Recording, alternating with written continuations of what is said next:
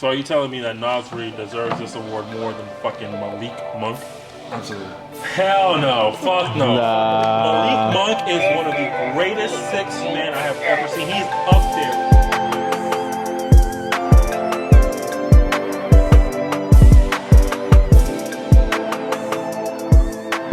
Hey, how y'all doing? It's Pluto. We're HoopTalk Podcast. I'm here with TyDolla. I'm here with Nas. Let's go ahead and hoop. Check up. So, I'm going to go ahead and start with Nas. Nas, thank you for having me here again. And go ahead, give him your name, where you're from, the rundown real quick. Yes, sir. Well, I am Nas, HoopTalk Nas on Instagram. I am actually the founder of Atleta Sports Media, which is what's helping us create what we're doing here today. I'm originally from down south. I was born down south Florida, but I was actually raised in Puerto Rico. Then I moved back to Florida, and I've been here since I was about 17 years old. So I'm from a little bit of a different places. I'd say if we're going to go with what got us into basketball, I'd say what got me into basketball and what led me to be here today is actually Kobe, because I didn't know anything about basketball like around my however old I was in 2006. I didn't really know basketball like that. Yeah.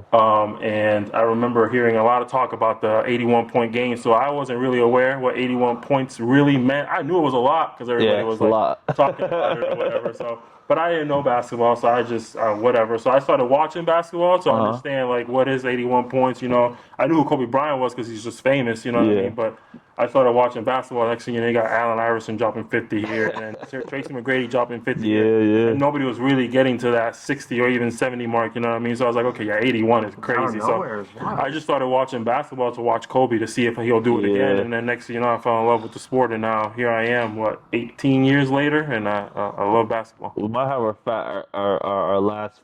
first fact check. I think Kobe last time we got that close was the last game we played, the 62 game. Yeah, that was the closest. I think so. Yeah. I think it was his last game. Was that crazy? Game, I don't think he ever touched 60 after the 81-point game. I watched that junk live. I don't think so. He may have. I think one time in 2008. He may have. Yeah, but it take too long to look up. But listen, while y'all do your intros, I'm gonna look y'all. I'm gonna fact check y'all. Kobe's Go ahead, Ty. My name's TyDolla. From New York, Long Island. Okay. Moved down here when I was sometime in elementary school. Kind of been here since. Went back and forth for a little bit. Never played basketball. Okay. I can tell. He was trying to say that he did though. I look like it. You probably think I do. Gotcha. But yeah, so I got into basketball one day on Xbox. I randomly downloaded like 2K12, 2K13. Okay. When the Mavs versus the Heat were actually on the game. Yeah. It was a free version, and then just became a LeBron fan. Yeah. I love LeBron. Me too. My favorite player by far. For real. Probably the smartest player ever. Oh yeah. Jokic is getting up there though. Yeah. That's over you though. Oh, okay. Yo, it's Pluto, also known as Lando. I am from Volusia County. I hooped in high school. I went to University High School, played AAU with the Titans basketball team as well. Sadly, I didn't make the best decisions growing up, so, I couldn't really make it to that next level. But, what got me into basketball, sadly, is my dad's approval. JK. Kinda, a little bit. But another moment I can remember to this day, it was the moment LeBron hit that three-pointer on the Magic. It was the game 2. And I remember after that, I was so, that shot was to kind of signify me, as an NBA closer, and I can't hit a game-winning shot. So that's one shot, I remember one moment that got me to wanting to just be consistent with ball. I think I was in 7th grade at the time. What was that one question? Why does LeBron need a dollar? Or why can't LeBron give you $1? Because he only has 3 quarters? I'll never say, I'm sorry, LeBron. Now, to fact check, y'all, Kobe actually did score 60 multiple times after that. 2008, I think he scored. Man. He scored 2007, 2016, which I think is the year he retired. Yeah. 2009, 2007 again, and so about 4 times he scored 60. Yeah, my bad. Tragic. You're close. Tragic. Start with my first and only segment today, the Out of Bounds with Pluto, and pretty much what the Out of Bounds is, it's just going to be a random question, kind of just to get us in the groove of talking about ball, making sure that this is about ball, obviously. My first, an easy question, maybe you guys will know, what's the smartest play you've ever seen an NBA player execute? You know, in a sense, like maybe the best pass, maybe a good shot block, maybe a good steal, late closing. Like, what's the best play? Well, the smartest play, IQ play you've ever seen an NBA player, do. Do you guys remember when Rondo was on the Kings with Yeah, Boogie and everyone? yeah. So there was a play going back. You guys have to watch it. Yeah. Rondo tells Boogie just randomly go to the corner. There was nobody there, just completely empty. But he tells him to go to the corner because he saw the play that they were running up, and he knew he's seen it previously. He knew that they were going to the corner for the shot. Yeah. Boogie goes to the corner. He sits there. Nobody comes in. Inbounds the ball. Eventually, someone runs over. I actually think it might have been the Hawks. I forget who it was. Go to take a three, and it was contested. They couldn't take a shot, and the Kings ended up winning the game. Wow. I thought just like remembering that play was ridiculous. Yeah. Very fitting that Rondo would be one of the smartest plays you can remember. Yeah. That man's a genius. That man's For sure. a genius, for real. And he's wild. Crazy ass personality. Spit on Chris Paul. Talking about Chris Paul. Go ahead, Nas. I'll go after Was you. that your favorite play? I got a couple Chris Paul's play, but you go first. I say my favorite play, actually going back to Kobe. This is back in the Dwight and Kobe days. Okay. There was against the Hornets. They were decent around that time. You know, they were never really all that, but they were decent. They were winning games, so it was a this competitive game. When Terry Rozier first got there? No, this was the Kemba Walker days. Oh, okay. This is way before Terry Rozier's time. Gotcha. 2012, yeah. Shout out to David West. No, after David West. Okay, Yeah, this is okay. Kemba and That's the whoever Pelicans, Kemba had at the time. I don't know. Yeah, gotcha. Either way, I know it was a close game. It was clutch, and Kobe was doing his thing. There was an inbounds play where Kobe actually tricked the Hornets into thinking they were going to go the opposite way. Wow, I know what you're talking about. I don't know how an NBA team forgets which way they're going, but Kobe set himself up in a way where it looked like he was guarding this side of the basket. Yeah. So they were gonna inbound on that side of the basket, Yeah. but then as soon as the referee blew his whistle, Kobe just sprinted to the basket and then he got the inbounds pass. I was like, what? Nobody near him at all. I remember that. Nobody near him at all, and then they ended up losing. That wasn't like a game-winning shot, but it was like a dagger, and they ended up losing the game because of that, because they just forgot which side. It was just Kobe just basically put himself in a position where he looked like he was gonna go from here to that way. Because everybody was set up like they were about to set a screen he was for running him. towards the rim too. Yeah, like He ran around the screen. it looked like they were going to set a screen for him to go this way. So that's why it tricked them. So they really are guarding it for them to go this way. Yeah. But Kobe's literally left wide open this way. As soon as the referee blows his whistle, boom, he jets to the basket, just wide open layup. Dunk, actually. Wow. Quickest. Smartest player Wow. I've ever seen a player. We're going to have these highlights running while we Yeah, talk that's about gonna be it. somewhere on the screen. 'Cause that Yeah, was for crazy. sure, And for I was sure. a Lakers fan. I'm still a Lakers Yeah. fan, man. I was so happy. You were. We needed that You win. still are, but you were. Yeah, I was, and I still am. Yeah. Yeah, I think for me, it has to be the CP3 days. I know we're supposed to talk about like a specific moment, but I really would say like his tenureship with the Clippers. Because if you really think of that Clippers team with CP3, and he had Lob City, then they got JJ Redick, he was really like the person, like they were all specialists. Besides Blake, you could say Blake's a bucket getter, but they were all specialists. So the fact that he was really the catalyst of that team, he was the one making every decision pretty much. I mean, JJ Redick looks smart now. I'm not gonna lie, I got to give him his credit too. No, JJ But was raw, man. yeah. a bucket getter. But a specific play, kind of to go on with CP3, man. I gotta think, man, because he has so many plays, and he's one of my favorite point guards. But I would say it was a lob to Blake from like out of bounds or something like that. I can't really specifically remember the actual play, but I remember it was a lob and it was just a CP3 pipe play. But I'm just thinking about the player in that moment. It would be CP3. He's like one of the definitely one of the smartest players that ever played the game. yeah, for sure. Yeah, Smart enough to win a championship, but smart overall. Yeah, Rondo was though. Rondo was smart Yeah, enough. Rondo. Yeah. So, again, That's what's crazy. Like, right. they're very high character guys, but they never got along, and they pretty much play the same basketball. I think CP3 would obviously be the better offensive That's player. probably why they don't get along, because they're so similar. Yeah. I mean, they're They're competitors. winners. They're competitors. Yes. Yeah, It's that's hard to very get true. along People with call players like Rondo that. Chris Chris Paul all the time. Yeah, that's true. They do that shit and piss them off. All right. So I mean, we're done with the out of bounds with me. This is Nas time, man. It's fast break with Nas. So Nas, go ahead. There's a lot going on in the basketball world. Honestly, too much for me to really put on a list. So I try my best to keep it recent based on when we're actually doing this.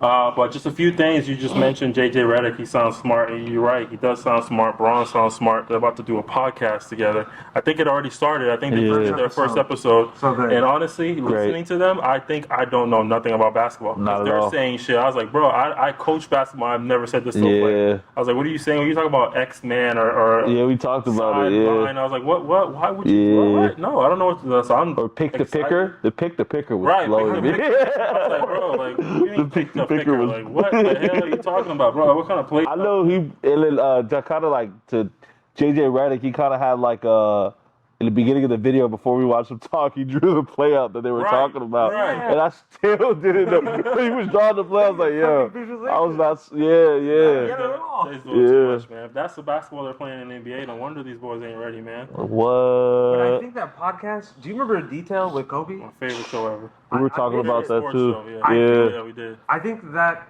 podcast might like bridge the gap between what we have currently with the podcast with like Draymond, Pat Bev. Yeah. They're kind of like they're breaking the game down, but realistically they're just kind of talking to us. Yeah. I think that this podcast, with everything that they're giving us already, is going to be the next Detail. Yeah. Question, Now I don't though. know, because to kind of counteract that, I think Kobe's podcast was geared to like scores.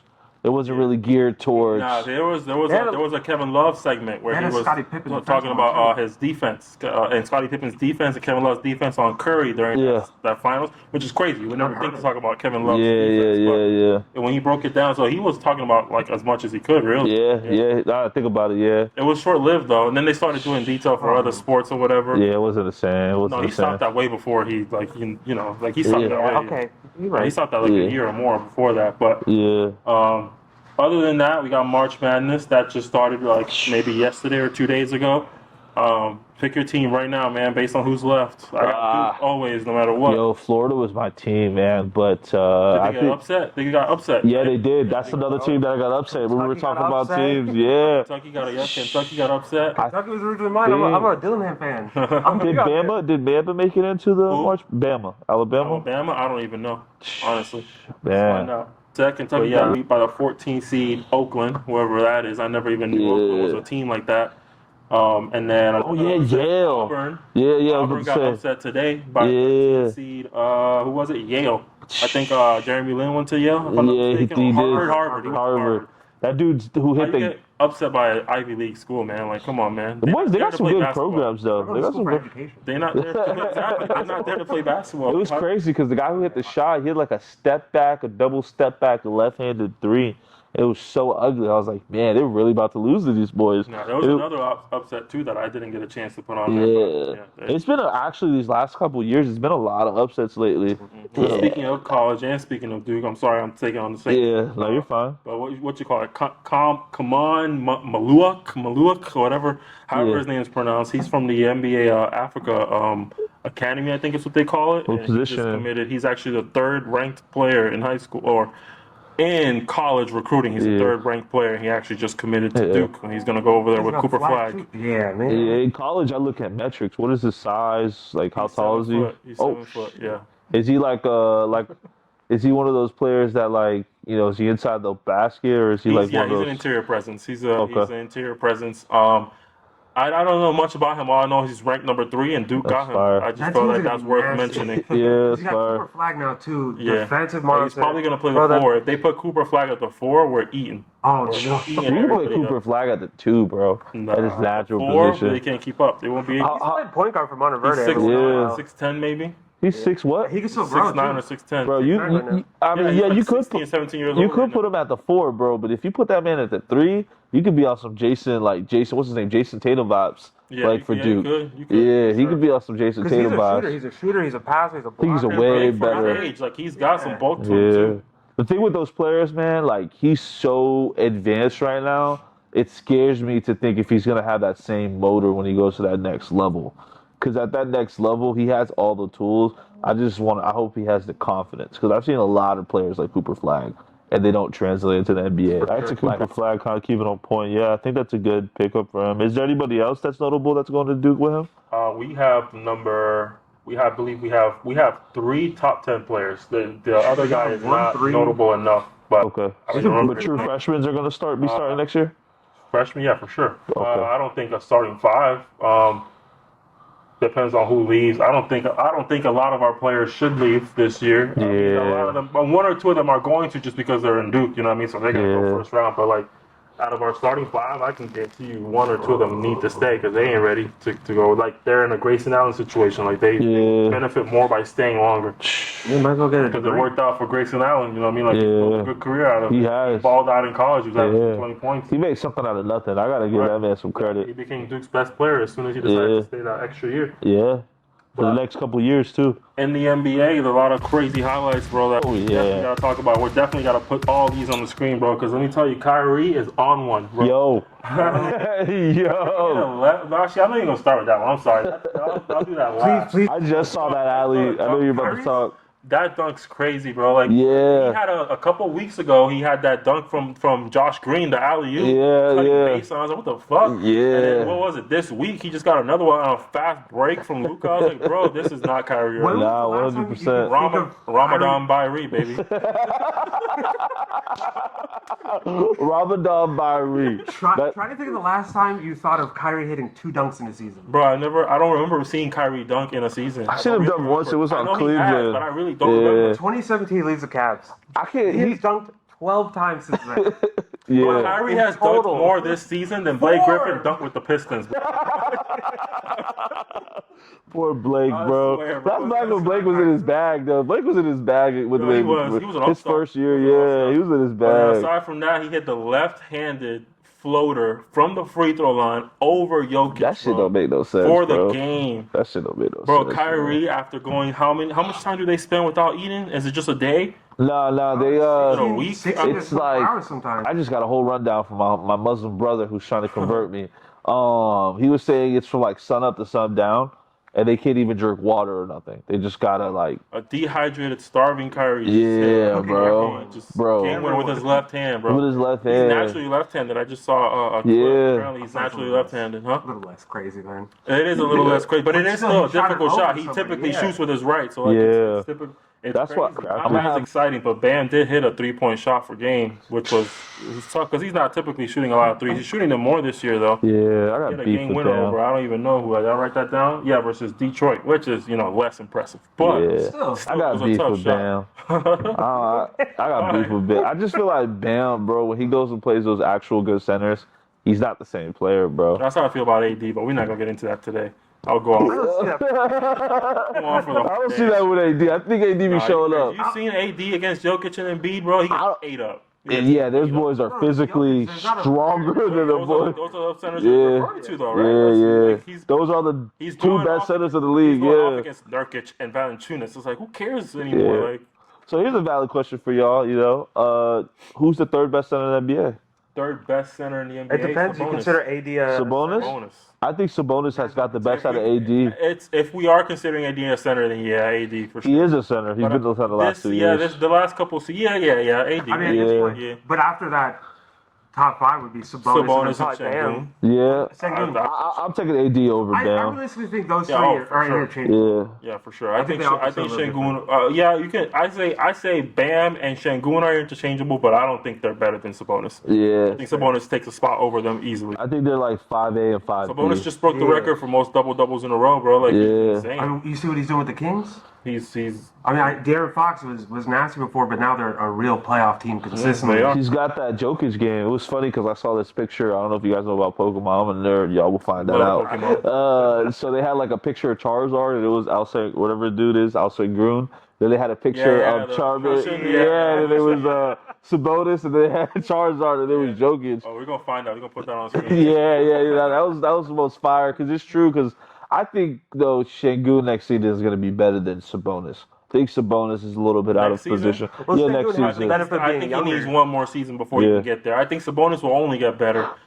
And then after that, he reaches peak. The reason I think he'll be better than Sabonis is because I think that the Rockets are going to take a leap next year and be a really good team. If they figure it out, if they keep what they're doing post All-Star, I think it's going to happen. They don't even have to figure it out. It's Jalen Green that got to figure it out. As soon as Jalen Green figures, he has to average 25 for that team. The rest of them are growing at the correct rate. And Amin Thompson's a rookie, so like it's okay if he's failing right now. But like Şengün's growing at the right rate. Jabari is growing at the right rate. Jabari's doing great. Yeah. adding Dylan Brooks was a great addition, regardless of what His people physical thought of him. toughness, yeah. Freddie was a great addition too. I was Fred surprised about VanVleet that. was an ideal Bro, addition. everybody wanted Fred this offseason. Bro, I wanted Fred with the Lakers, bro. So I did too, but I already knew we were getting Gabe. I knew we were getting Gabe when I saw that second game of the Heat series, and they were talking about Gabe's not going to re-sign with the Heat. I was like, I already know where he's going. Yeah, I stopped watching Lakers games because of What? the Gabe signing.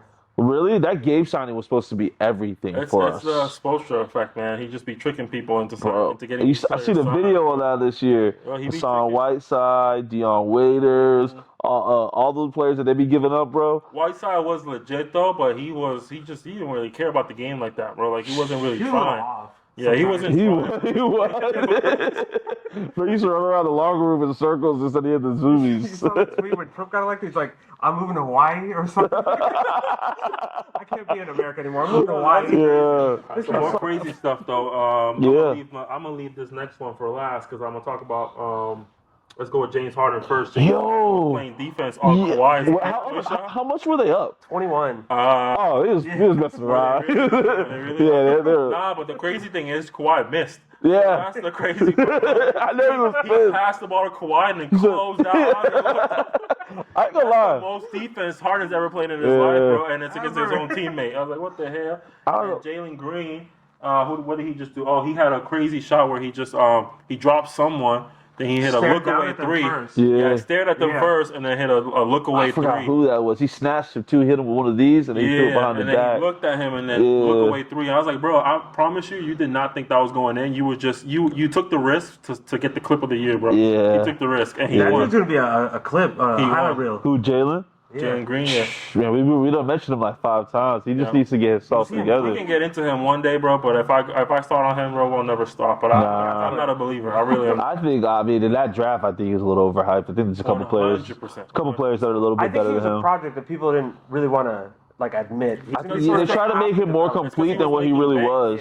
It's because he was making bank for the Ignite, so they just thought he was a superstar coming into the league. I was like, bro. He was a superstar though. was, That he team, was. because it was him, Dior Johnson.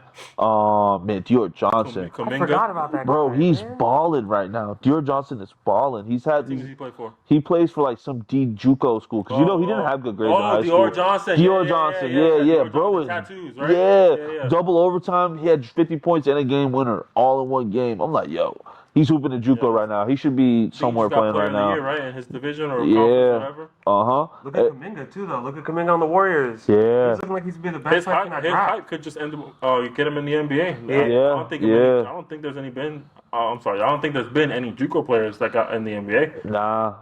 From He's JUCO. Not from JUCO. They may have played JUCO at some point in their career, but not directly from JUCO. Honestly, though, I think he needs to get his grades right and go to a D1 school Smith. still. Or probably. Jonathan Simmons. Yeah. He had to have played D2 at some point. Yeah. I remember the whole D1. story back then. I think he went to got Marquette. Right out of JUCO. He He may have He was went to a free Marquette, agent, though. right? Yeah, I think so. I think he was He like got drafted like 27, or he got signed at 27. Yeah, I think he's right. I just don't know when exactly. I thought he was undrafted, but we might have to check that. He was undrafted for sure. Yeah. But another crazy last highlight for NBA wise, I think the highlight of the year easily is going to be Ant Edwards, bro. He dunked on John Collins so hard he gave that man a concussion, bro. I'm not even trying to be funny, but I'm dislocated trying his to be funny finger. at the same time. Dislocated his own finger. Yeah. Couldn't even react to the dunk because he was in pain. And then was like- meanwhile, you got John Collins being checked out by doctors, bro. It's like, bro, like he dunked on him like I'd never seen, Put him in bro. the coffin. I genuinely believe this, bro, and I don't know what y'all think, but y'all gonna have to tell me. But Ant Edwards is the most electrifying player we've seen since Stephen Curry. Absolutely. Since Stephen Curry. Did you see earlier that year? I think Stephen Curry is one of the most electrifying players we've ever seen. But since him, who's been more? Are we saying NBA players or just in general players? NBA players. You could argue Luka has a lot of electricity to him. But like Ant Edwards, I think but he's not up there. He's not Ant Edwards. But he won that first season. He was if I'm gonna take a time machine, bro, there's one person. No, since Curry. Since Curry, are you saying like? Because I could give you some moments in basketball. No, I'm talking about putting together highlight reels over and over. Zion and Duke is insane. Yeah, Zion and Duke is insane. That's pre-Curry though. Yeah, it's pre-Curry. No, that's Curry. That's Curry. That's because True. But yeah. that was also called. Yeah. If we're gonna give a whole highlight mixtape, that dude, this man was blocking people from the free throw. I'll still take Ant. I'm taking Zion. That guys see Zion when, mixtape. Because he's also crazy. doing it at the NBA level. True, That's also true. got to take that into consideration. But bro, he's talking about game-winning blocks. We're talking about Yeah. crazy. He's topping his best dunks, and all of them are just out of this world, bro. Yeah. Honestly, the only one that was giving him competition until now was Ja. Ja was super electrifying. Bro, Wow. the NBA misses him. Yeah, but now he's been out so much. Now Ant took the throne. Yeah. At least right now, he's definitely the most electrifying player in the league, easily. He tried to do the same thing with debate Embiid back in like December. Almost killed that man. Yeah, for sure. Embiid got the block on him though. He's out of his mind, bro. Easily. Yeah. So that's pretty much all I have for my fast break. We can get into our regular topics of the day. You.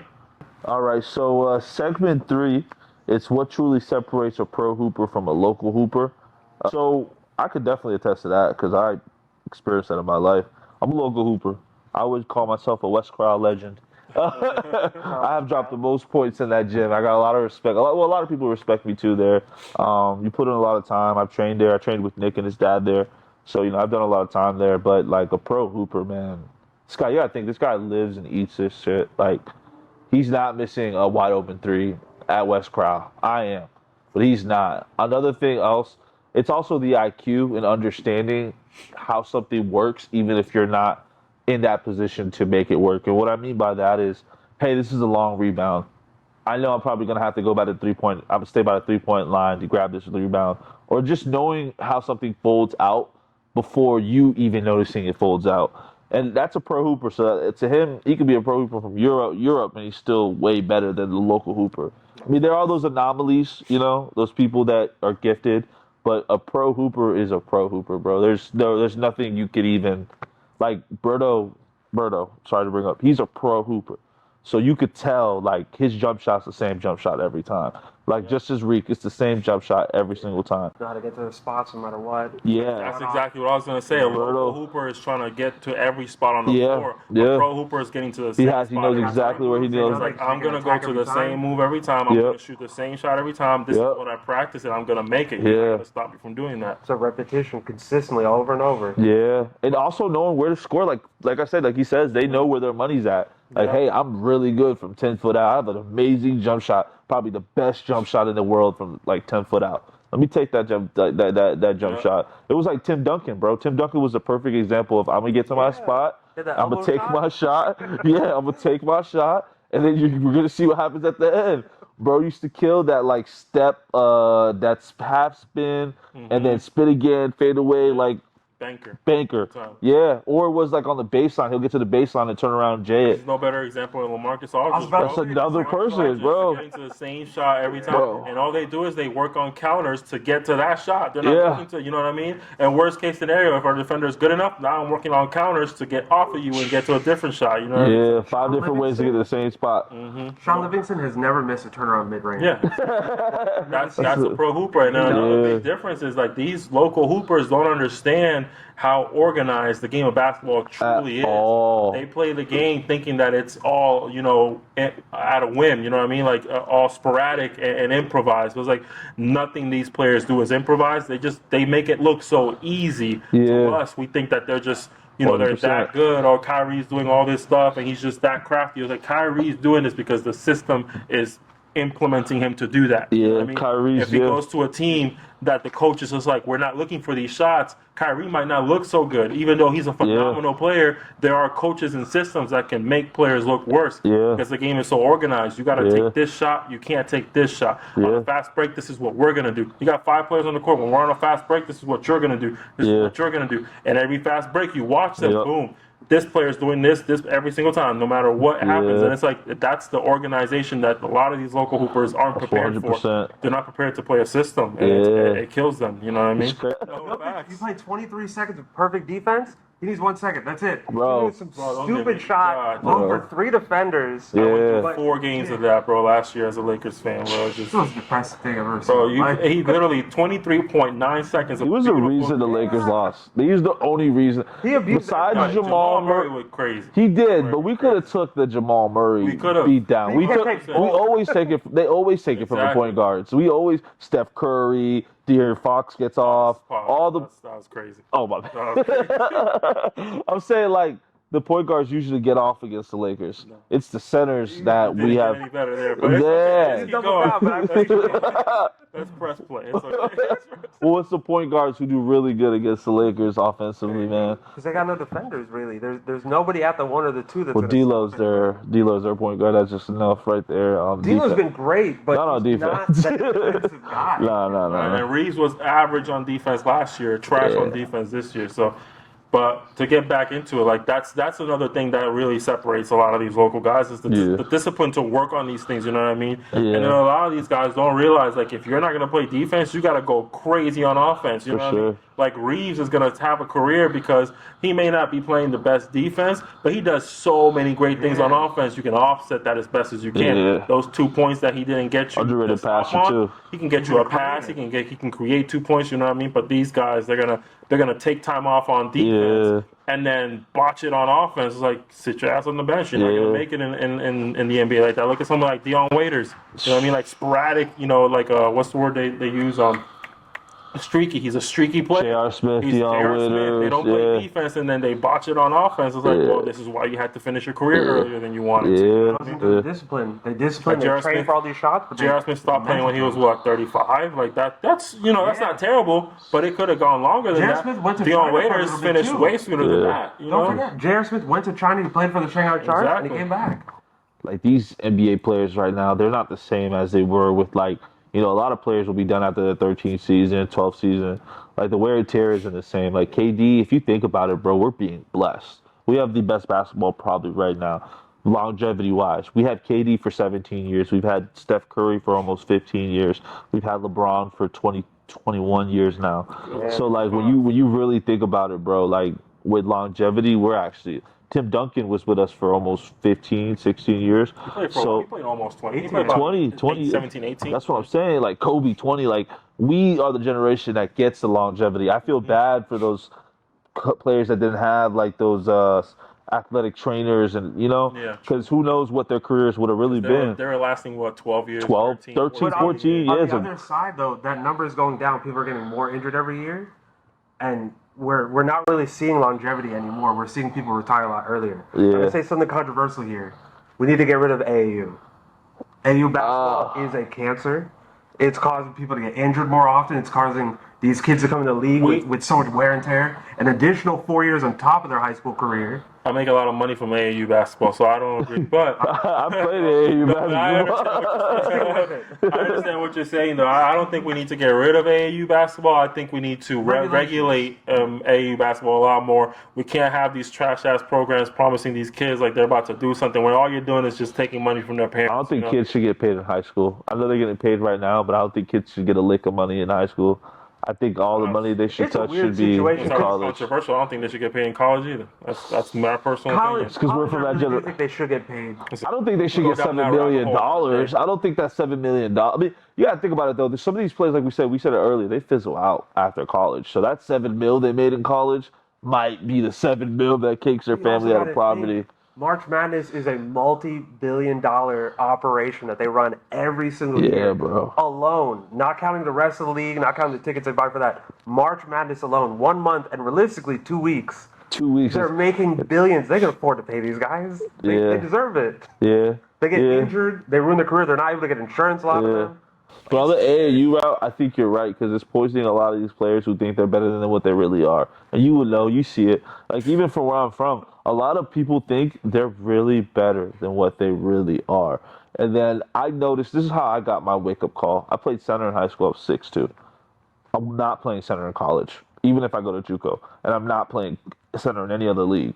So when I went to a center power forward training camp, the elite one in Florida, dudes are 6'8", 6'9", 6'10".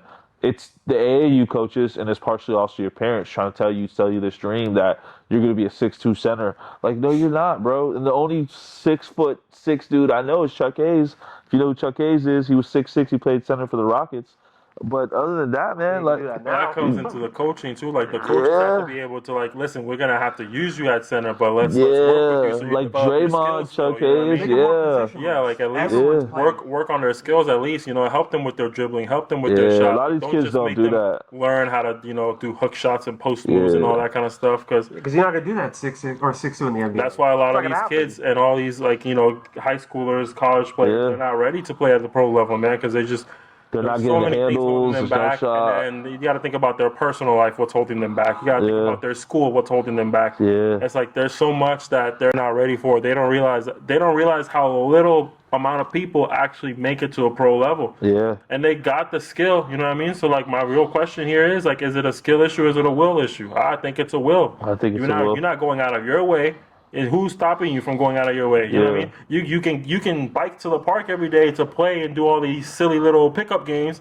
So how about you bike to an empty park and work on your game? Yeah. Dribble the basketball 2,000 times. You know what I mean? Shoot Yeah. the ball It's 500 a times. sacrifice. Like, You're sacrificing your enjoyment, your you know entertainment who's making those for a huge goal. sacrifices? For People who Kyrie really Irving. want to go. It's all about you. You got to be able to push yourself to do the things you don't want to do. Yeah. And that's really where that cutoff is. If you're not disciplined enough to truly say like I got to do everything that I don't want to do. I got to go to the gym every single day. I got to run every single day or jog every single day, run a mile, whatever the case is. Yeah. The discipline is where a lot of these guys just lose it. And Yeah. that's why I say it's a will. It's not a skill. Everybody can dribble a basketball, can learn how to dribble a basketball, can learn how to shoot, can learn how to play defense. But if you don't got the same discipline that these other guys have, if you don't work as hard as these other guys do, then you're just gonna be left at home complaining about how I'm better than him, but he's in the league. I It's didn't get like, enough opportunity. Turner Charles are you Barkley. actually better than him? Like Yeah. for real, like are you actually? Because he's there because he worked harder than you, so that makes Yeah. him better than you. You know what I Yeah, mean? just Like, because you cooked them in that one college right, game 3-4 years ago doesn't mean you he's the same cooked him, player. Like, look at Rashad McCants, man.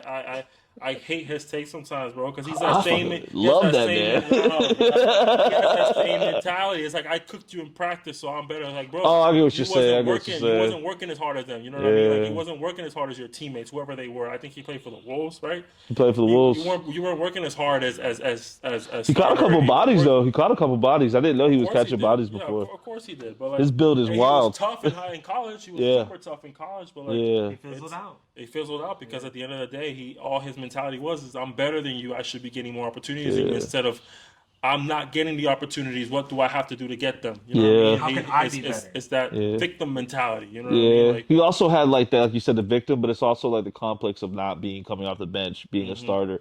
Even when he was having his troubles at UNC, he was still a starter. You get what I'm saying? yeah, yeah. So I just go ahead. It goes back to AAU. If you think about it, they're told that they're the best. They're given everything that they That's a want their good entire point. lives. Yeah. They're taught a very specific way of playing the game. They get to college, they get past it to the NBA, and things are completely different. But that's Yeah. not just AAU. They get Also they high get school. told that at every level. At high school, Yeah. but every player that's in the NBA right now, I promise you, was the Who's best the player best on their player in high the school county team, or the the district. best player on their college team, Yeah. and probably Besides Westbrook. true. He had played with Kevin Love, but they're one or two at least. You know what I mean? Yeah, But- top three player. top three. Yeah. You know what I mean? Like you got situations like Zion and RJ and Cam who played together. You We all what know I who mean? the Like, best one is. It's yeah, exactly. Zion, So by it's- far. Regardless, they were top of the crop. You know what I mean? Cream of the Yeah. crop wherever they played. So like they come into a higher level and they realize like Cam. That's what happened to Cam. He's the shit in high school. Comes to play with Duke. Now He's he's pretty got straight. Zion and Third RJ, option, yeah. and all of a Yeah. sudden now it's like, damn, I'm the third option. He- And then he comes to the NBA. And it's like, damn, I'm not even an option anymore. Yeah. Like. Let's go to Tyler's award race. This is the one we're all waiting for because this is where we're probably gonna all argue at. One of them I know. Yeah, for sure. So the first one is MVP stats versus team's impact. There's a compelling story, and what the compelling story in what ways more. So pretty much, I think what he's asking in there is, who's your MVP player of the year and why? Or pretty much, right? Why don't you go first? This is yours. So I'll go last I'm this going time. Shea. Ooh, Shea good is pick. realistically, my favorite player this season with Bron. Yeah. But beyond that, I mean, he is scoring over 30 points a game. Dude is hyper efficient. There's no place on the court where he's not going to score from. Except He's the not going to three. get a shot off. He has been shooting three. That's the crazy part. He Put a lot of money on his threes. No. He's gone up. I think he's shooting like 3 threes a game now. Yeah. Shooting like hyper efficient, 38%. For sure. Free throws, he's getting to the line like it's nothing. Yeah. He's passing. He's a Yeah. point of attack defender. Yeah. He's a good help defender. Yeah. He is the cog that makes the Thunder run. He's our DNA, I think. Yeah, I get what I you're do saying. think Shea deserves it for sure. He's doing enough Yeah. to get a vote, and if he were to win it, I'm not against it. That's not the one I really care to argue. However, that's not my vote. I'm still voting Nikola Jokic at the end of the day. Not far off. Yeah, I think at the end of the day, it doesn't really matter what Shea is doing. Nikola is the best player in the NBA. And Yeah. if Embiid was still playing, then my vote would be Embiid because he was having a historic season. But he's gone now. He's not going to be voted. So I Gotcha. think it has to be Jokic. However, I do understand that Shea does deserve a chance to Gotcha. be considered. And if he ends up winning, that's not a bad choice. I Not a wouldn't bad be choice against at it. all. See happen. He's number one right now. I wouldn't be against it. He is an extremely valuable player, and he is sort of kind of carrying that team because the other players are playing great. Yeah. Chet and Jalen, they're great Yeah. players, but they're not carrying. You know what Yeah. I mean? Like Shea, they're winning off the back of Shea's dominance. Like He's still very young, too. he's Yeah. unstoppable. He's defensively, he's taking a leap. You know what I mean? It's so he deserves it, but I think Jokic is the best player, and I think at that point, if the Nuggets end up top 3, he should be the MVP. Yeah, I'm a firm believer the NBA hates giving the trophy of MVP to someone more than like 2 or 3 times. I don't know That's why. 'Cause exactly why I I don't think think they're Jokic will it's Michael Jordan. They're Well, trying that's to. for LeBron. Yeah. No, well, LeBron should have won should've MVP. gotten LeBron could have won But he MVP got it 4 or 4 7 times, times. so- But he should have He got a three. He has 4 MVPs. 4? Well, I guess they won't give him 5 because him and Michael are tied up. They're not going to give that man that 5. Michael But has 5 MVPs. That's crazy. I think he has more than 5. I'm pretty sure they're tied up on MVPs on 4s though, because that's where they're tied up. Close. It's Yeah. close. But what I wanted to throw, I have two MVPs that I got in my dark horse one, which I'm really just giving him his due. Jalen Brunson has been freaking hooping this game. For anybody under 6'1" and what he's hooping like and how he's the Knicks don't have any help right now. It's him and whoever else is on Hernestein, I think DiVincenzo, Hart's playing. There's some good players, but I'm saying their actual ammo, like their big guns are out right now. I think OG just got back, but he got hurt again. And I think, we don't know, Randall's kind of on that same timetable as what's his name, Embiid. But really, I think the MVP this year is, you said it, man, the most electrifying player this year is Ant, man. Now, I will say... I think Ant's the only two-way player out of that whole... You say that. Keep going. Sorry. Yeah, I think he's out of that whole what you guys mentioned. He's the only two-way player. I think also Ant is literally like on a team where he's the best player by far.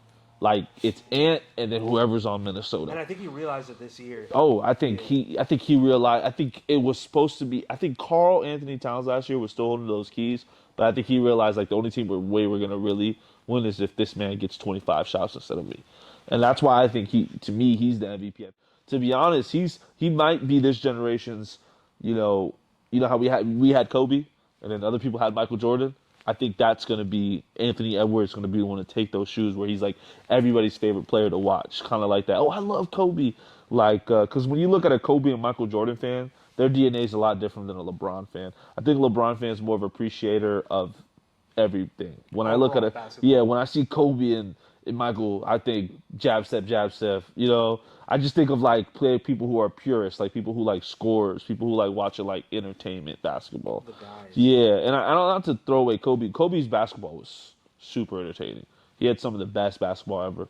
But yeah, that's why I put Anthony Edwards up there, man. I think he could go down as being I disagree with one thing you said. I actually don't think Ant Edwards has reached the point where he is playing like he's him.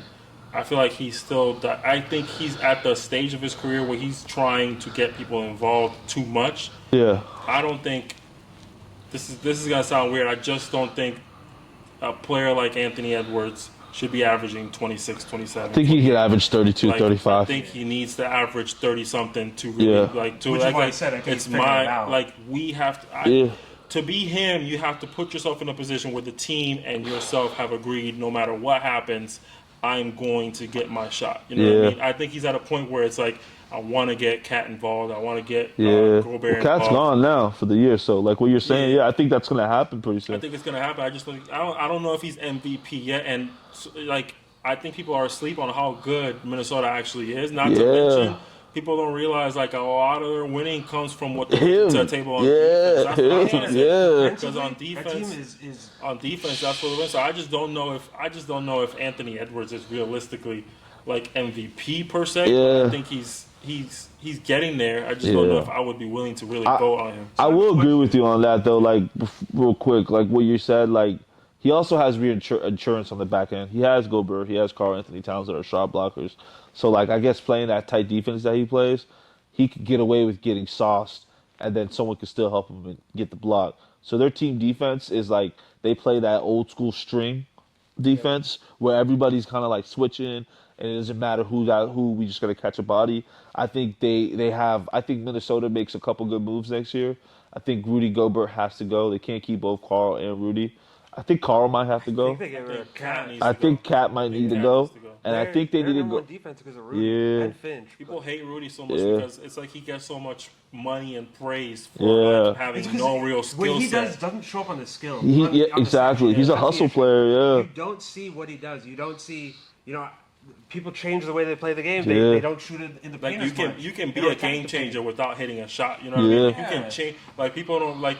I feel like a lot of people have grown to respect what Draymond Green does. Yeah. So like if you've reached the point where you can respect what Draymond Green does, why can't you respect what Gobert does? It's the same. They have two different ways they get the work done though. It's true, but the impact is similar. It's like I don't gotta score nothing more than 12 points, but I'm gonna change this game 100%. I'm gonna change everything. Yeah, it's different with Green because Green's doing it on a different level. Green's doing it on like a help defense. He's doing it more of like, how do I say it? Like Green's literally like the brains, like Clay left. Or I don't think Rudy's that vocal. I think Anthony Edwards is more of like the vocal one. But I get what you're saying. Like I think Draymond gets more praise because championships, but I think Rudy Gobert being back-to-back Defensive Player of the Year, I think 3 of them, right? And then, he's not going to win one anymore. I mean, because Victor. But I actually think he's about to win this one. I don't know, because Victor's stats, he has more blocks than him and like certain more defensive rebounds than Rudy right now. Get to that one. I got a whole story. Well, here, let's move to that. So, let's Defensive Player of the Year. Defensive Player of the Year. I don't think that Wemby has the numbers yet because of his team. I think that's the issue. He's altering these shots, he's getting a lot of blocks, getting a lot of steals, rebounds. But his team is like what? They're bottom 8 in defense, and I understand that it's a single player, but you look at Rudy. He goes to a team like the Timberwolves, usually bottom defense. They're now a number 1 defensive team. Yeah. His impact is showing. We haven't got Wemby's yet. Yeah. Still very new. Might happen, but it's too early to say Wemby is Defensive Player of the Year. He is an incredible defender. That is a fact. Absolutely. But is he a Defensive Player of the Year? I don't think so, because when you look at defense, it's similar to an MVP race. Yeah. You're looking at the best player on the best team, quote unquote. Oh, so you guys group those with the team? Like you think that's a team trophy more than it is individual? I think team success matters. I think you have to be the best defensive impact on the best defensive team or one of the best defensive teams. Yeah. And the Spurs are trash. So it's like you can't really say Wemby's the Defensive Player of the Year when his blocks, his steals, his length isn't truly impacting the defense that the Spurs are playing overall. Yeah. When it should. People are going to think that it shouldn't, but it should. Everything you do on defense should actually make the players around you better. And not even the players. But the team's defensive ability should become better by you being that great. And I don't think Wemby figured that out yet. Exactly, not yet. It's a very big thing. I think he will. I don't think his teammates have figured it out yet. I think Wemby has, because you got to think like we were talking about. He went from however many blocks to averaging 1 point whatever more. So to me, in general, when I look at it, I look as Defensive Player of the Year. There's two trophies. We'll get into it. It's six-man Defensive Player of the Year. I think those are more of like a solo act type of thing. But again, when you guys put that perspective of team, I think that's where, if we're going to look at it like that, he's not going to win that. And I honestly don't know who would. I mean, Rudy might be it, right? Well, it has to be Rudy. It has to be Rudy then. Rudy's playing better defense than he has in any other year in his career. And that's saying craziness. Because he's been an elite defensive presence. And I think he's better now than he's ever been before. Yeah. Now, how about this? Do you care, or do you think versatility matters when it comes to defense?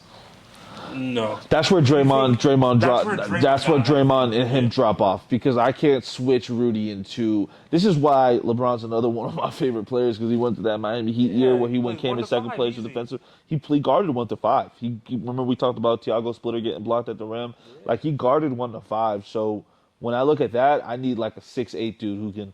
I can trust you with the 7-footers, and I can trust you with the I 6'1" value guard. versatility more because Same. if you're able to defend Same. the perimeter, Same. you're able to get put out there and not die on a switch. Yeah. If you look at Rudy, every time we get to the playoffs, it's played off the corner, unfortunately, because Yeah. once he goes to the perimeter, it's it. Yeah. They're going to cook him every The time. only reason I don't value the versatility for this award, I value it in general. Yes, Yeah. I want the more versatile defender like AD. I want a Yeah. versatile defender. I love AD, which is Yeah. why I would vote for him as Defensive Player of the Year. This year, Yeah, I think he has a good run. He's done good. I would vote for him for Defensive Player of the Year because he can switch on any matchup and lock you up. You know what I Yeah. mean? But I don't value it for this award because when you look at versatility, you know, how much value does it truly bring that you can switch or not? At the end of the day, what Rudy can do defensively doesn't need to be in the perimeter. He doesn't Yeah. have to switch. You know what I mean? Yeah. Because at the end of the day, if you can have your guards do their job and if they get beat, Rudy's Yeah. not gonna be scored on. You know what I mean? Yeah. So it's difficult to say that, you know, someone like Draymond or AD are more valuable on defense because they're more versatile on defense. Yeah. When realistically, all the numbers point towards Rudy brings the best defensive impact. You take Rudy out of the equation, and the Wolves are likely a bottom They defensive team. drop. They Yeah. drop. Whereas Aggressively. AD and someone like Draymond's not really in the picture as much this year, but AD, for example, you know, his versatility hasn't truly made the Lakers. Joel Embiid was a good running for that defensive team, too when he you know was what I mean? here. When he was healthy, he was going for it exactly. too. But that hasn't truly impacted the team's defense. Like Yeah. AD individually looks like a great defensive player, but Yeah. has it really made a difference for the Lakers? The Lakers are still trash. You know what Yeah. I mean? Like Not yet. the Sixers, even when Embiid was doing what he was doing, were still trash. The Warriors Are you are still tripping? The trash. Sixers were balling. Yeah, offensively they were Yeah. much No, better. they but were like a- defensively, they're pretty much what they've always Defensively, been. overall, they were not a top 3 team. Well, you gotta think about it. Who are the defensive players on that team? Joel Embiid. It's just like what you said with Minnesota. Who are the defensive players on that team? It's Rudy Gobert, and I think their small forward. He can lock up a little bit with Anthony Edwards. So like, yeah, they got 3 players, but like, there's not a lot of teams that have 3 players that are. That's not it. Defensive. Mike Conley's a great defender as well. People sleep on him. McLaughlin's a He great be getting defender. lost in the picks though. I'm not gonna lie. My You call always is so gotta think small. about it. What does your defense do for your Yeah, team? You know, true, what I mean? It doesn't have to true. be for your players. You can't make players better on defense. They got to work that out themselves. Yeah. But your defensive impact has to be able to improve, even if it's something as simple as communication, so your teammate will at least be there. Yeah. Worst case scenario, you know what I mean? Like that viral clip of LeBron and AD. Oh, where yeah, LeBron switch, says, switch. I'm gonna send him left. And That's send the him play to I you. was trying to say, the smartest one, yeah. I'm gonna send him left. He's gonna run in right to you. Yeah. AD's just right there, so it's like that makes defense Jump the better screen, because LeBron. yeah. Would LeBron be able to do that with another center? You know what I mean? Would No. he be able to sit down with the center and say, Break it I'm down. gonna break, I'm gonna attack his left hand. He gonna spin right into you, block his shot. It's And the AD, same- You know yep. what I mean? Like he can't do that with somebody That's not else. the only time I've heard him give AD advice, though. That's how you can tell LeBron's a smart guy. I think it was one time he was like, man, when you get on those big guys, man, bump him and then go shoot. Because once you bump him, you create the space. Now you Yeah. can shoot. If you're just shooting over him, he's going to block that shot. Literally, next play, Miles Turner's. It was the tournament, the Yeah. final. Bumped him. I remember Started that, yeah. hooping on Miles Turner, man. I think he dropped like 48 Miles points Turner. that game. Yeah, he Miles had Turner's 50. And Miles 50. Turner's Yeah. a top 5 center. I mean, defensively. Yeah. Defensively.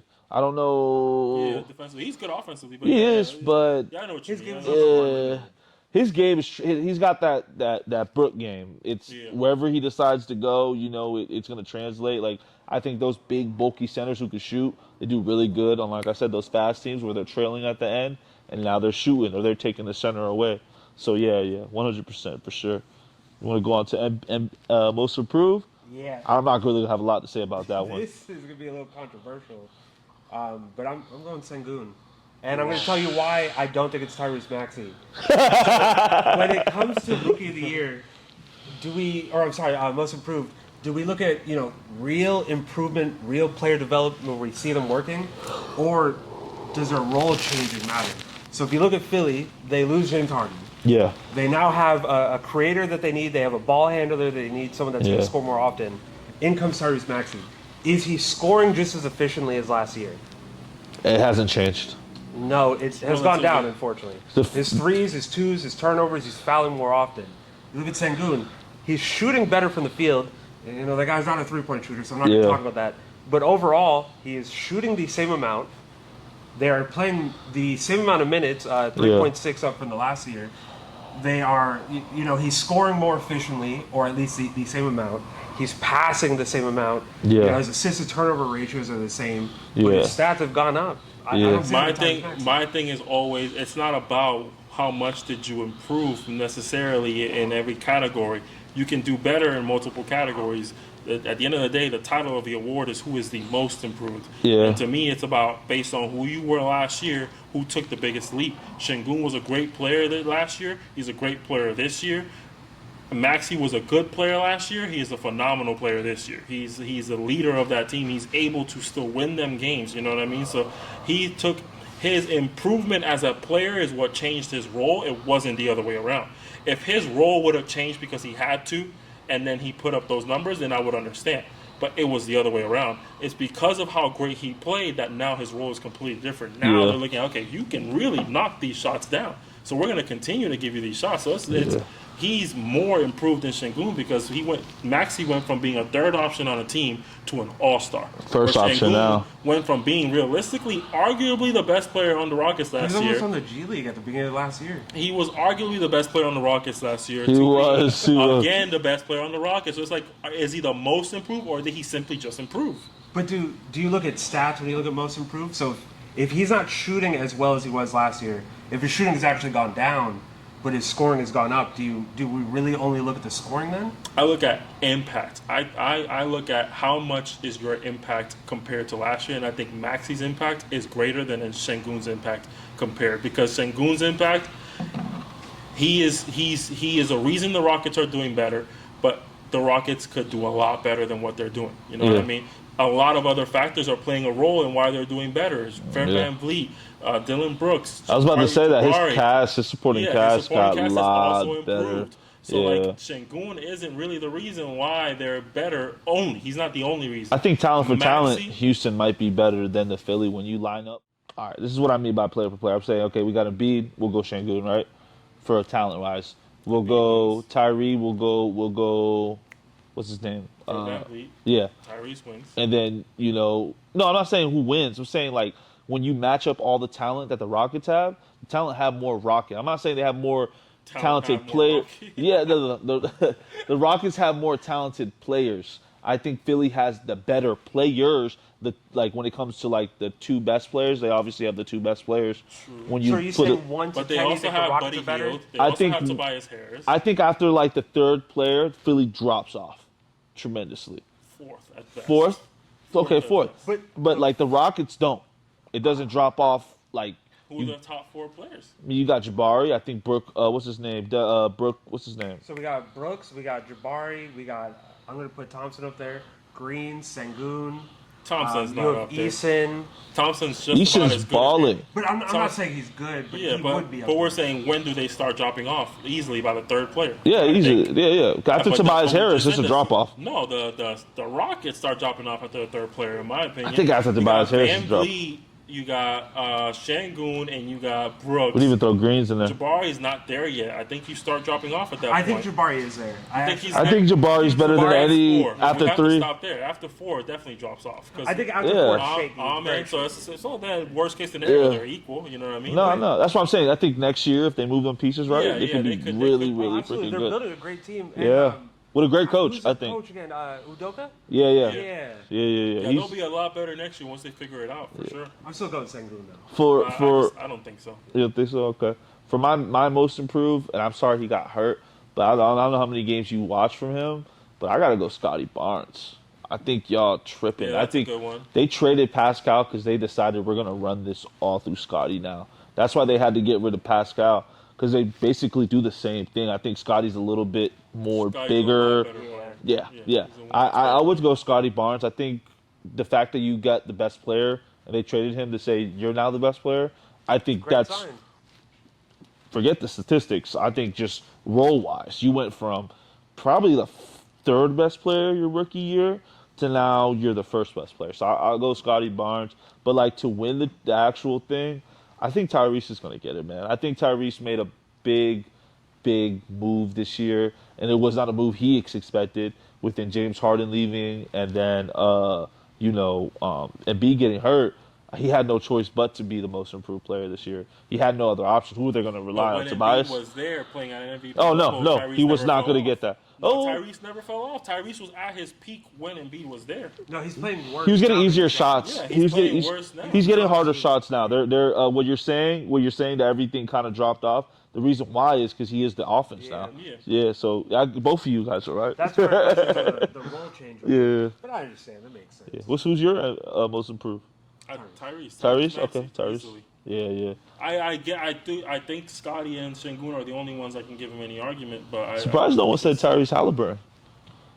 So was an all-star last NBA year. has this thing where if you win the All-Star game, you don't get most improved. But even without their little rules, no, I also still don't agree. he's that actually he should. doing worse this year. Yeah, Kobe White's been a really good Kobe three-point White- shooter. I'm Kobe actually White's a looking good at the one, list. yeah. But Kobe Kobe White's White's a good that one. role change that I talked about, where realistically, with everyone gone, He kind of stayed in the same role. Well, you have to. It's the same thing that I said with Maxey. Is the role change really what's changing it, or did he play better, which is why they continue to increase his minutes? I think it's a mix of both. There was a lot of injuries on the Bulls. Yeah. You saw a lot of people. I think for most improved, it's usually like that though. Like unless you're like on a super stacked team, But like it's remember, like not that. Everybody can do it with the minutes. So Yeah, it's hard to do able to do it. That does count for Oh, something. he should absolutely be considered. I think think he's top 3 right now. Most improves comes with a role change. I Yeah, think it that's has where to, yeah. we're all deciding. You go If you from don't- like a 7th man to like the 5th or 4th man on the team. Yeah, I think that's 100% It has to. Yeah, it has to coincide with each other. of the year.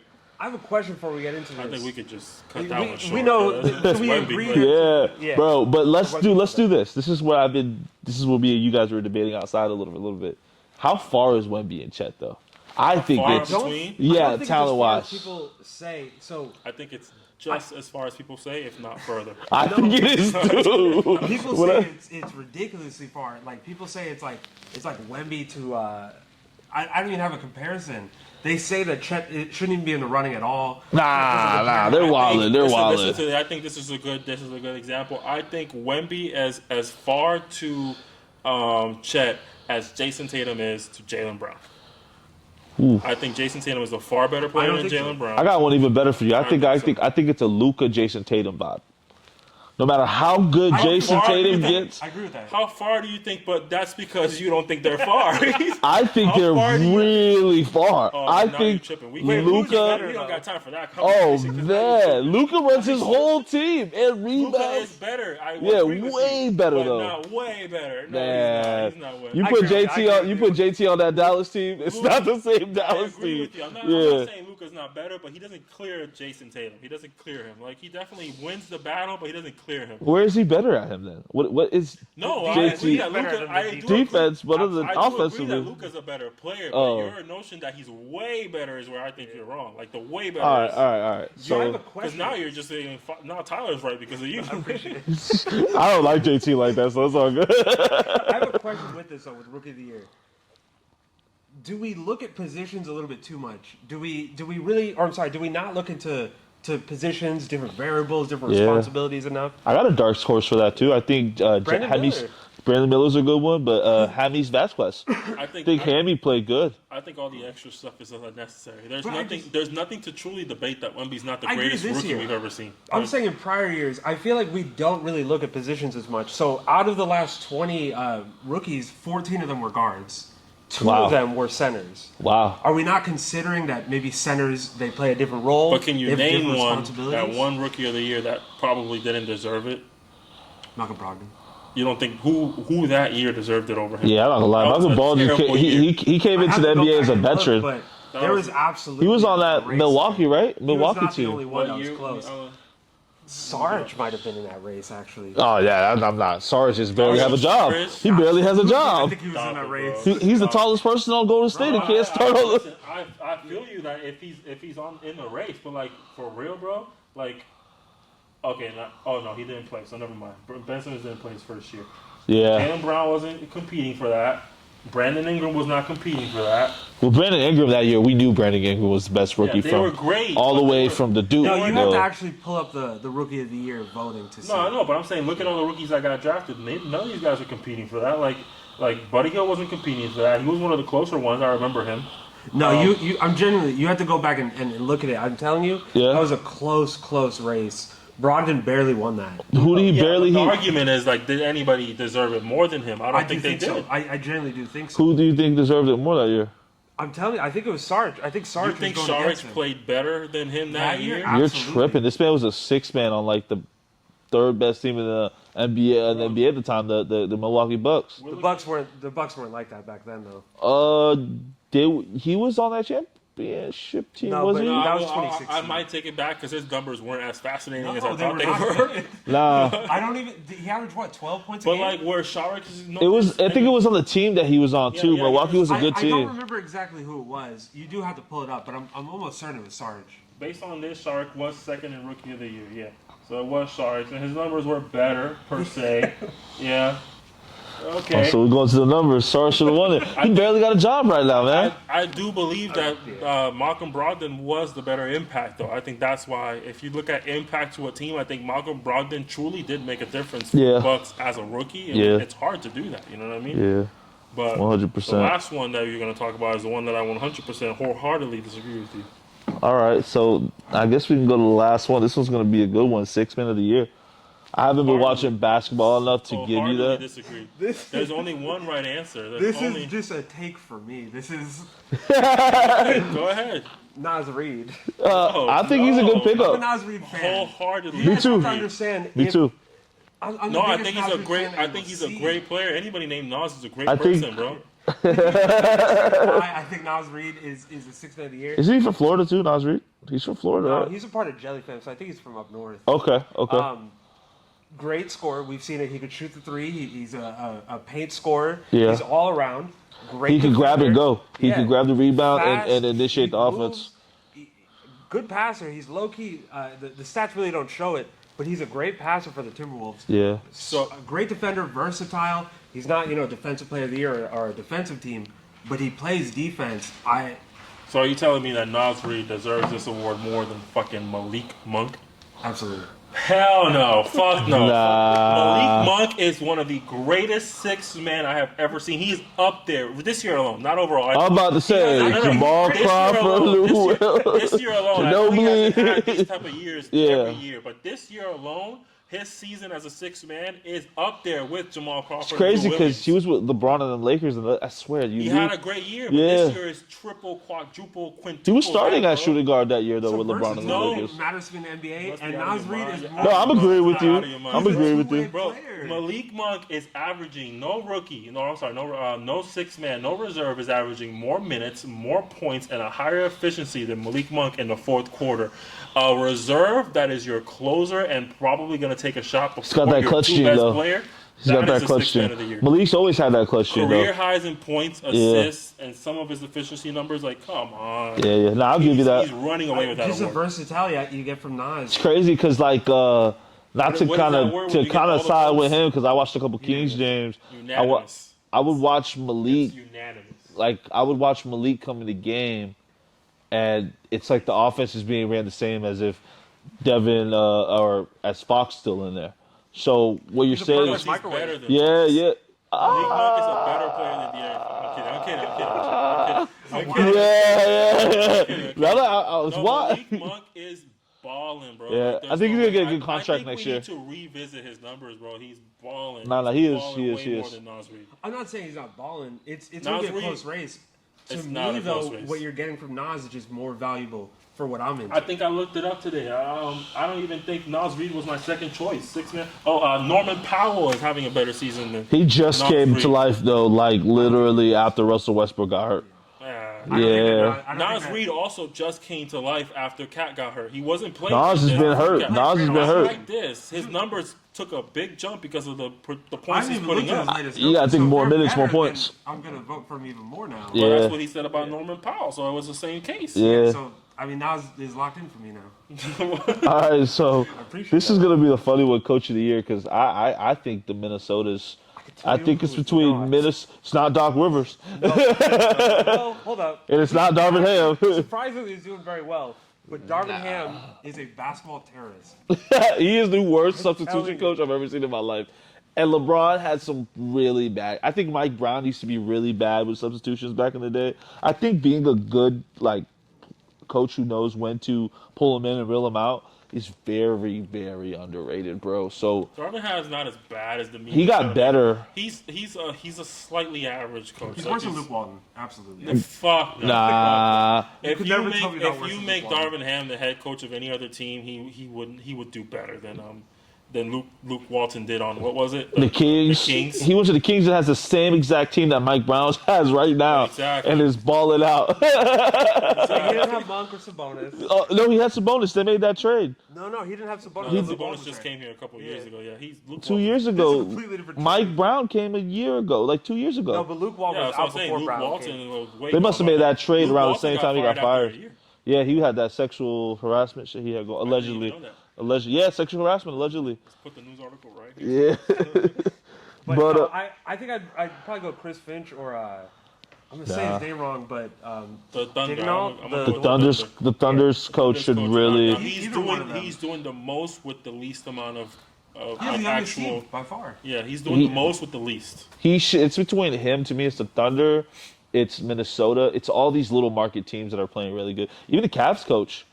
Even Maybe the, Big to be honest, Honestly, low key, the Magic's coach. Joe Mazzulla deserves a little credit because he's managing a lot of talent. No, It's not upset if easy. he won. It's not he got that easy to- Steve Kerr vibe. He got that Steve It's Kerr not, no, it's not treatment. easy. I think Steve Kerr's a great coach, regardless of what anybody thinks, bro. But it's not easy to manage all that talent, bro. You talk about guys who want to be the guy all the time.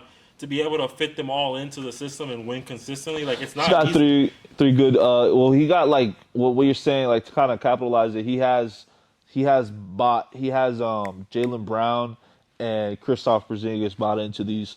I want to say role playing And things, Jason Tatum but had less to shots. take a step down to fit Porzingis in. You think Jason Tatum makes that decision on his own? He doesn't. That's coaching. They have to sit him down and say, "You're gonna have to take less shots this If we year. want to Are win, you ready for we that?" need him. Yeah, they needed KP. I think the Celtics are the front runners for the championship. He's But a like I dark said, horse. yeah, I wouldn't vote for him. I'm just saying he's a yeah. dark horse. I don't think he's gonna win it just because, like you said, he's a dark horse, and he had a great record season last year. Yeah. So I don't think he's gonna win it. But I don't, Potentially in the number one defense in the Yeah. NBA. But I think honestly, man, if anybody deserves it, if really truly the two is the Magic coach because we're really sleeping on him, Yeah. and Yeah, we OKC. What, OKC. Magic's on a four I seed say right now? OKC, Magic, and Wolves are the ones that should. I think really- they should be. Nobody else should be in that discussion. It shouldn't be Ty Lue. I know Ty Lue did a good job because he's doing what you're saying, managing. But I don't think you should throw. I think it should be one of those I'll little. put a Bickerstaff up there too. Bickerstaff is doing a good His job, top bro. three, The Cavs? Mobley. Yeah. But Garland. Bickerstaff has so many jobs in the NBA, bro. No, but he's worked. You know how many Garland. teams he's head coached? Didn't he coach the Magic? He's coached every team in the league. But think about how many injuries that team has gone through. Garland, Mitchell, and Mobley all missed at least 20 games this season. But he's doing great. And they're I'm just- still just a messing top around. three seed. Yeah. That's why. Well, he's kind of lucky that it hasn't been all at once. It's been But a lot of them one have of them for a little overlapped. bit. Yeah, it's like the But Donovan Mobley Mitchell and Evelyn. The Garland one's definitely Yeah, overlapped. yeah. Garland. Allen, Mobley, and Garland were injured at the same time. Allen, Yeah. Allen is low key. He's not a defensive player of the year, but he deserves some sort of recognition. Allen deserves recognition for most improved. I was gonna throw him in there for. Because he was a previous All-Star, he probably won't He's get much averaging looks. 20 and Yeah. 12, I But think, or he's something doing like great. that. He's improved his mid-range. So if we're talking about skills, he's improved his skills. His You know, defense Yeah. is actually his the real defense deal is now. good. Yeah. Yeah. I was gonna say I just didn't want to sound crazy earlier. I was gonna throw Jared Allen in there, I was gonna say bro. Herb Jones, but I decided not to. Yeah, But I he's really doing do good think You're though. gonna lose him. I promise you. Herb Jones? He's going They can't somewhere. He's pay- getting they can't paid. pay him. Yeah, They he's can't pay getting. him. He's too good of a defender. They So, stacked up. and he's too a much. really good corner 3-point shooter, bro. If anything, he might go to. I mean, a great team for him to actually get some shots up would be the Pacers. I think the Pacers would love a player like that. I think they need some defensive identity. That's one thing we should talk about next week for everybody. Like maybe when the season's kind of closer to an end, maybe free agency and what players should go where and where it will look the best. I think that would be really good for the fans and things Also, like that. End season check-in. Oh yeah, Because we're running out of time. Do that. We are. Yeah. tough matchups this week. Yeah. Playoff implications. We got Nuggets and Wolves. I'm going to talk about this really quick. Did they play already, or they're going to play? They're going to play. It's 1-1. They got 2 more games left. But they're the tough matchup already passed, or they're... It just passed on the 19th. Oh, okay. So these are a little older. Basketball this week. That game was... I'll do that this week. That game was ridiculous, and it showed that Chris Finch, Gobert, or somebody on the Timberwolves figured out how you can slow down Jokic, or at least the Nuggets in general. And Draymond talked about this as well last year with the Lakers. There's a stat where if you can hold Jokic down to less than 6 assists, your numbers just drastically go up for your win percentage. Well, yeah. I think, actually, I have it. So, regular season, less than 6 assists, they are 30-35 for the Nuggets winning. But I've been saying it. That's a 49% win. If we make Jokic a scorer, you win, because that's not what he wants to do. He wants to get the team involved. That's why the team is built the way it's built, because he is looking to get everybody involved. He has the IQ, the court vision to make every player on the court better. Yeah. So if you allow him to do that, he's going to score 25. So if you allow him to get 25 and then also get 12 assists, he just dropped over 50 points on you, basically. Even if it wasn't just him putting it in the you know what I mean? So let him score his 30 and 35, but hold him down to 5 or less assists. And now all these other guys need to get going. They need to get hot. You stop them from doing that, and you win the game. That's why the Lakers got trash. Matchups, too. The Lakers matched up perfectly when it comes to height with them. I think the Lakers do a lot of not putting LeBron at point. And I don't mean to bring up LeBron, but when we talk about matching up with the Nuggets, you're right. It has to be size for size. And what you're missing at is the Wolves are matching up with them size for size. If you think about it, after Nikolai, your next tallest player is 6'8". The next tallest player after Rudy was another 7-footer. Then we have, what's his name? The other good defender, the 3. He's like 6'9". 6'9", and then you got Anthony Edwards. He's 6'6".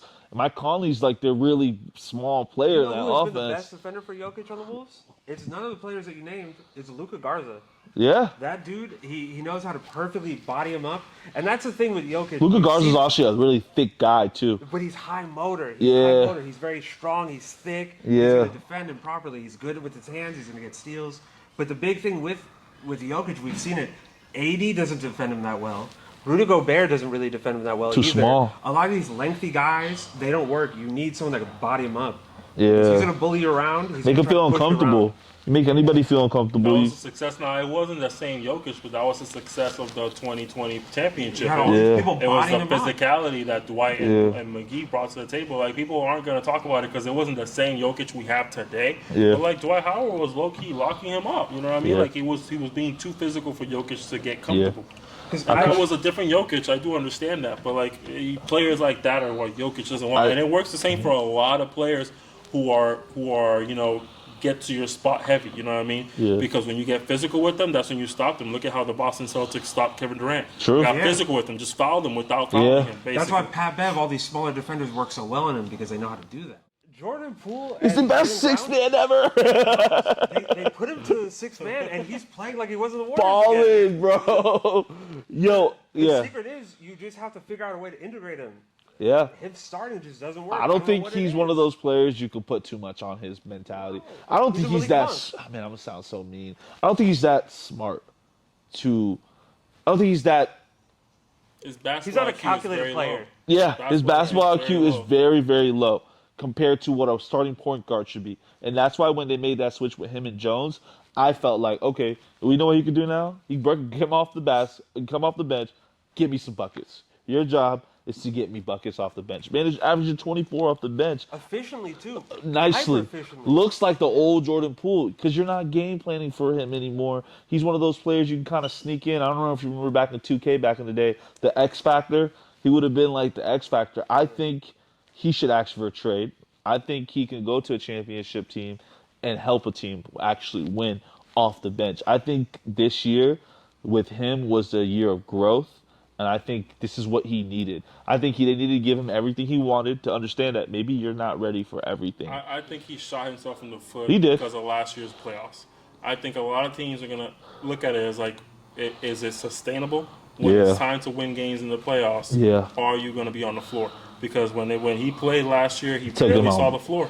He make a lot of He dumb wasn't playing decisions, though, defense, bro. Making a lot of dumb decisions, and he's still making them. He's now. erasing the Lakers. The Lakers beat the Warriors. Yeah, 100%. 100%. Him and Klay Thompson played terrible. Liability. Clay's a Terrible liability basketball. now, man. I remember, bro, you could ask you. I was in the chat every day, bro. Let's bet on Klay Thompson taking all his shots because he's gonna shoot. He's gonna chuck him up. He's gonna chuck him up. Klay Thompson field goal attempts last year every time. Field goal attempts every time, bro. And it was at like 16.5. I was like, he's shooting 17, 18 shots, making what 5 or 6 of them, Averaging 15 points a game, bro. It's like Kyrie that won the one postseason where he's like, I'm never gonna shoot 6 for 18 again.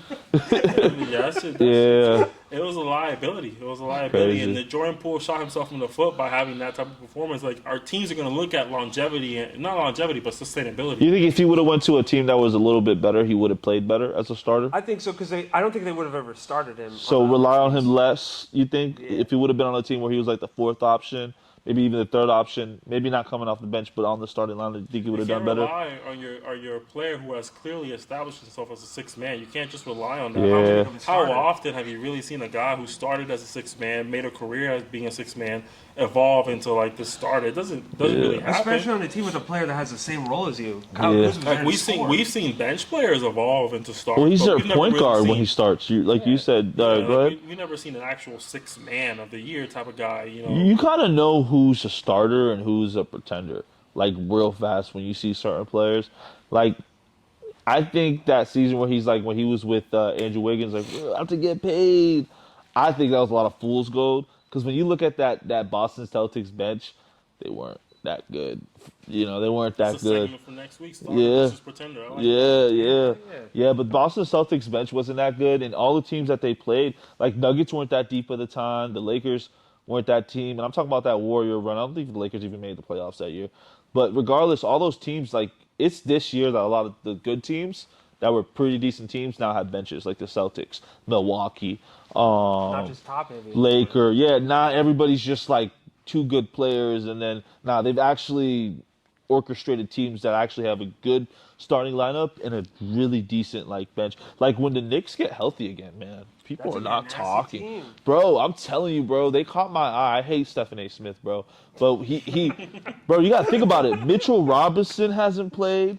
Bro, you got Randall hasn't played. Oh, bro, that team is. Then you're gonna take Josh. Just there for the first. Bro, you're putting Josh Hart back on the bench. You're putting DiVincenzo back on the bench. You have the backup point guard. Like, they're gonna be decent, bro. And those 2 guys really are willing to play their role. They don't care about it. Yeah. They're so close with They're them. role players, though. Together. Yeah. OG's a role player. He was a role player when he played with Kawhi. He was like, I think they're second. OG's a borderline all-star. That's how I perceive it. Yeah. I don't think he's a role player. He's a borderline all-star. I think it's the role that he gets. Like we were talking. I think a lot of now that we're being able to break this down together, and I learned something today. I think a lot of what a player has to become the role that he 100%. takes in or the role that he can fulfill. Also, the role you're willing to accept. Yeah. Some people they're given a role, they don't accept it. It just doesn't work out. Yeah. I think that's the main issue that's with Cam Thomas. I don't think he's ready to accept the role that he's being given. So he's like, Cam Thomas is a generational bucket. I've never seen anyone like that, man. Yeah, but he's not doing everything right. So he's not getting the role that he wants. He's not doing everything right. So that's why his career's not going where it's supposed to go. It's just like Trae Young. I think Trae Young. He started this season. That's gonna be a subject we'll talk about next time. But yeah, I have things to say about Trae Young. Yeah, when you see them Cam buckets, I think of those people who like these buckets are empty buckets, empty calories. Like Trae Young, empty buckets, empty calories. Like a lot of these people, like they'll drop 37 and lose. Like I remember back in the day watching basketball in like the early 2000s, late 2000s. Like it was just like, yo, man, you dropped 37 and lost? That really don't mean nothing, bro. You can't really do much. Like, oh, you lost. Like that's more of an eye stat. So Devin Booker stats, right? Yeah, Devin Booker stats. We saw it with Devin Booker, and then now look at Devin Booker. Devin Booker had no hype with Booker the scoring. Again the other day. No, they did. Even when he had like 70 back No, then. I'm saying like he was averaging like I think like 28 one season or something like that, and they were losing. You have to win. Season. Yeah, you have to win to get that like recognition, bro. Like, oh, you are a good scorer, because it has to translate to W's for sure. It comes to basketball being a team game. Unfortunately, one guy's just not gonna exactly. himself. That's gone. That never was. It never existed. Whoever said the that 90s was the last time it was close, and even then, nobody even. there was the I'm telling you, and I'm gonna crazy fact that I'm gonna throw y'all. I think Scotty, what's his name? Scottie Pippen. I think Scottie Pippen was the second best player in that generation, I think, behind Michael Jordan. I mean, after MJ. When I'm talking about guards and forwards, I think he's the second best player. After MJ, he got second in MVP voting. I mean, they did also have a guy named Hakeem Olajuwon. No, guards and forwards. Oh, okay. Centers is different. Backcourt. It was elite. Or It was wings, I elite. guess. Yeah, like think about it. There was not a lot of wings out there that were amazing. You think Scottie Pippen was better than Clyde Drexler? I think there was reasons why you would think. There could be a Yeah, debate. I think I don't know if I Michael would Jordan outscore had. Pippen was better than Gary Payton. Oh, for sure. He's bigger. He was doing everything Gary Payton did, but he was 6'8". Passing, Yeah. defending, rebounding. Guarded the best player on the team. Like, yeah. Because a lot of people have this notion that MJ was guarding the. No, he best player wasn't. every time. He was not. MJ's a great defender. MJ's a great help defender. People don't understand that, And bro. Can't go left. Yeah. We're done with the 90s. We're done with the 90s. But MJ But- just had a good defensive team. Yeah. So, I mean, I think this was a really good discussion for the first episode. I had fun with Nas. I had fun with Tyler. And I really want to make sure that you guys tune in. You know, this is our first episode, so we might be everywhere this episode. But, you know, it's growth. And we're trying to develop a channel where the average guy, the average Joe can relate. Because now we have all these podcasts with, like, you know, these NBA players, you know, these NBA ex-coaches and everything like that. And they give you information on, like, a level that we probably will never give it to you. But we're giving it to you as a fan. We're giving you, you know, historic moments. We're giving you highlights. So we really want everybody to tune in. Give us an opportunity. And, you know, we really enjoyed it today on Hoop Talk. You know, guys, did you guys enjoy your first day, man? All right, man. Well, listen, we're about to check up. We'll see y'all later.